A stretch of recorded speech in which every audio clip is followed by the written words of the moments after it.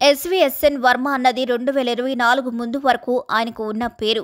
పైగా ఆయన ఒక నియోజకవర్గం నాయకుడిగానే అప్పటిదాకా ఉన్నారు. కానీ 2024లో పిఠాపురం నుంచి జనసేన అధినేత పవన్ కళ్యాణ్ పోటీ చేయడం, ఆయనకు కూటమి పొత్తులో భాగంగా సీటు ఇవ్వడంతో వర్మ అనుచరులు పెద్ద ఎత్తున ఆందోళనలు చేయడంతో అది స్టేట్ వైడ్ టాపిక్గా మారింది.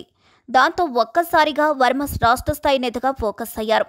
అలా ఆయన పేరుకు ముందు పిఠాపురం ఫిక్స్ అయిపోయింది. పేరులో ఊరు చేరింది. ఫోకస్ సైతం మారింది. కానీ అధికార హోదాతో కూడిన పదవి అయితే ఈ రోజుకి దక్కలేదు అన్నదే వర్మ అండ్ కో అసలైన ఆవేదనగా ఉంది. కాలాలు అన్నీ మారుతున్నాయి. క్యాలెండర్లో రోజులు గడిచిపోతున్నాయి. కూటమి అధికారంలోకొచ్చి 15 నెలలవుతుంది. అయినా పిఠాపురం వర్మకు పదవి మాత్రం దక్కలేదు. దాంతో ఆయన సైతం నిరాశలో ఉన్నారని అంటున్నారు. ఆయనకు 11 ఏళ్ల క్రితం దక్కిన ఎమ్మెల్యే పదవి తప్ప మళ్లీ అధికార కళ చూడలేదు. తన నియోజకవర్గంలో మగుటం లేని మహారాజుగా ఆయన ఉన్నారు. ఆయన సామాజిక వర్గం సంఖ్య తక్కువగానే ఉన్నా కూడా జనబాహుళ్యంలోకి నిత్యం వెళ్తూ వర్మ తన పలుకుబడిని పరపతిని బాగా పెంచుకున్నారు. 2019 ఎన్నికల్లో సైతం వైసీపీ ప్రబంధనంలో గట్టి పోటీ ఇచ్చారు. ఇక 2024లో గెలుపు ఖాయం. దాంతోపాటు మా రాజుగారు మంత్రి కూడా అవుతారు అనుకుంటే నియోజకవర్గంలోకి పవన్ ఎంట్రీ ఇచ్చి ఏకంగా ఉప ముఖ్యమంత్రి అయిపోయారు. వర్మ మాత్రం మాజీ ఎమ్మెల్యే ట్యాగ్తో అన్నీ చూస్తూ ఉండిపోయారు అన్నదే అభిమానుల అనుచరుల మాటగా ఉందట. ఇక పొత్తులో భాగంగా టీడీపీ ఎమ్మెల్సీగా ఫస్ట్ నామినేట్ అయ్యేది వర్మ అని కూడా చెప్పారట. ఇప్పటికీ అనేక మంది శాసన మండలిలో ప్రవేశించారు. అంతవరకు ఎందుకు, పవన్ కళ్యాణ్ సోదరుడు నాగబాబు కూడా ఎమ్మెల్సీ అయ్యారు. దాంతో వర్మ అనుచరులకు మరింత ఇబ్బందిగా మారిందని అంటున్నారు.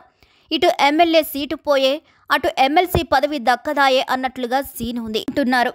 ఇక వాస్తవంగా చూస్తే టీడీపీ అధినాయకత్వానికి వర్మ మీద సానుభూతి ఉంది, అభిమానం కూడా ఉంది అని అంటున్నారు.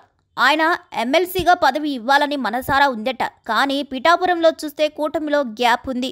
జనసేన టీడీపీల మధ్య ఆధిపత్య పోరు సాగుతుంది.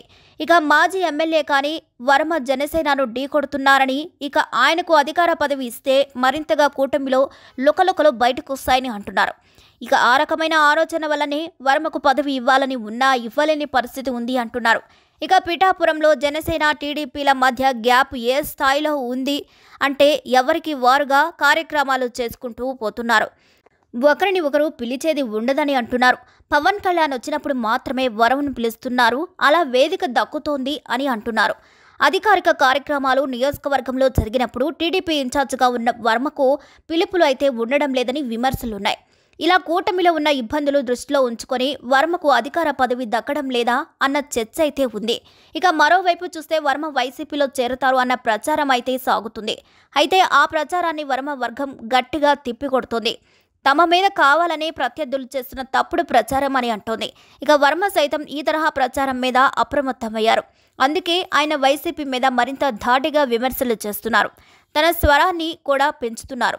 ఇలా ఎన్ని చేసినా వర్మకు మాత్రం పదవి అందడం లేదు అన్న బాధ అయితే ఉంది.